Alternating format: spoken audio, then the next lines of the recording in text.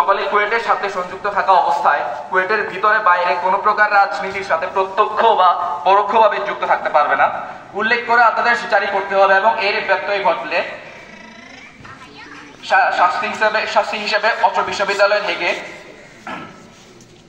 শিক্ষক কর্মকর্তা কর্মচারীদের জন্য আজীবন বহিষ্কার, শিক্ষার্থীদের জন্য ছাত্রত্ব বাতিল বিষয়টি স্পষ্টভাবে উক্ত অধ্যাদেশে উল্লেখ করতে হবে। আবারও বলছি, স্পষ্টভাবে অধ্যাদেশ উল্লেখ করতে হবে। কিন্তু গত 19 ফেব্রুয়ারি 2025-এর 98তম সিন্ডিকেট মিটিং এর প্রথম সিদ্ধান্তে বলা হয়েছে 93তম জরুরি অনুযায়ী স্মারক নং খুব রবি 259/7 তারিখ 11/8/2024 ইংরেজি মোতাবেক বিষয় ঘোষিত রাজনৈতিক কার্যক্রম নিষিদ্ধের আদেশটি কঠোরভাবে অনুসরণ করার কথা বলা হয়েছে। আর বিশ্ববিদ্যালয়ের আইন 2003-এর ধারা 44(5) এর কথা উল্লেখ করা হয়েছে।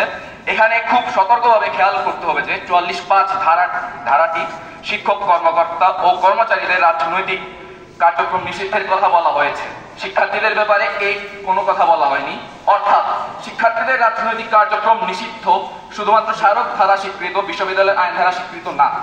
আমাদের দাবিটি ছিল অধ্যাদেশের মাধ্যমে ক্যাম্পাসের ভিতরে ও বাহিরে প্রত্যক্ষ বা পরোক্ষভাবে শিক্ষার্থী, শিক্ষক কর্মকর্তা, কর্মচারীদের সকল প্রকার রাজনৈতিক সংশ্লিষ্টতা নিষিদ্ধ করা, যেটি সিন্ডিকেট মিটিং এর বাস্তবায়ন করা হয়নি।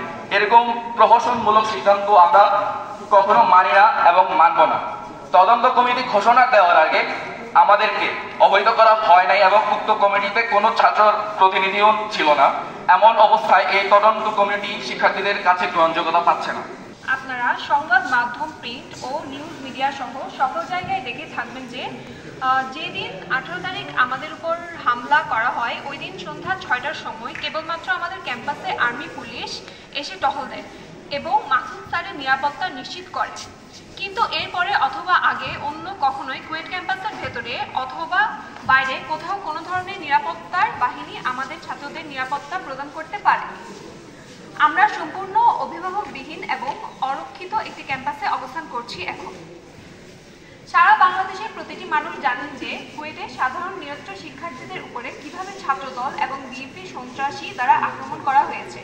আমরা বারবার আমাদের শিক্ষক মাসুদ স্যারকে দাবি জানিয়েছি প্রেস মিডিয়াতে বিবৃতি দেওয়ার জন্য যে ছাত্রদল আমাদের আক্রমণ করেছে এবং কুয়েটের অফিসিয়াল ওয়েবসাইট থেকে এই ধরনের একটা বিবৃতি প্রকাশের কথা বলা হয়েছে, কিন্তু এর পরিপ্রেক্ষিতে কোনোরূপ কার্যকরী পদক্ষেপ নেওয়া হয়নি। মাসুদ স্যার আমাদের উপর উক্ত হামলার ঘটনার কোনো প্রকার দায় স্বীকার করে নাই এবং তার পদত্যাগের কোনো নামগন্ধও আমরা পাইনি। আমরা আবারও বলতে চাই, আমাদের দাবি একটি নয়, দুটি নয়, বরং 6টি। আমাদের 6টি দাবি পূরণ করতে হবে। কুয়েটের যে সকল শিক্ষক, অ্যালামনাই, অন্যান্য বিশ্ববিদ্যালয়ের শিক্ষক, শিক্ষার্থী, দেশবাসী আমাদের পাশে দাঁড়িয়েছেন, পক্ষে কথা বলেছেন, তাদের প্রতি কৃতজ্ঞতা জানাচ্ছি।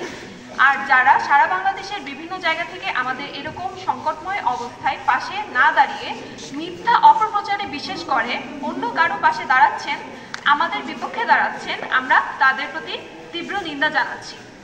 অত্যন্ত দুঃখের হলেও বিষয়টি সত্য যে যে সকল উপদেষ্টারা হাজারো ছাত্র জনতার রক্তের উপর দাঁড়িয়ে আছে তারা আমাদের সাথে একটিবারও যোগাযোগ করেনি।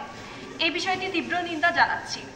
গত 18 তারিখের ঘটনায় কুয়েট প্রশাসন অজ্ঞাতনামা 400 থেকে 500 জনের বিরুদ্ধে মামলা দিয়েছে, কিন্তু এখানে আমরা সবাই জানি মূলত কারা এই হামলাটি ঘটিয়েছে।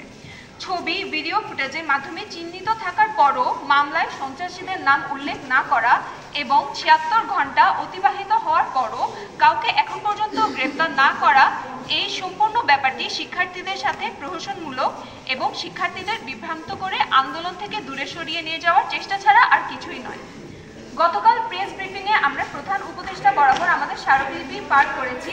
আজকে সেই স্মারকলিপি প্রেরণ করা হয়েছে। অভিভাবক ও নিরাপত্তাহীন কুয়েট ক্যাম্পাসে নিরাপত্তা নিশ্চিতকরণ এবং একাডেমিক কার্যক্রম পুনরায় চলমান করার জন্য প্রধান উপদেষ্টাকে অতি দ্রুততর কার্যকর পদক্ষেপ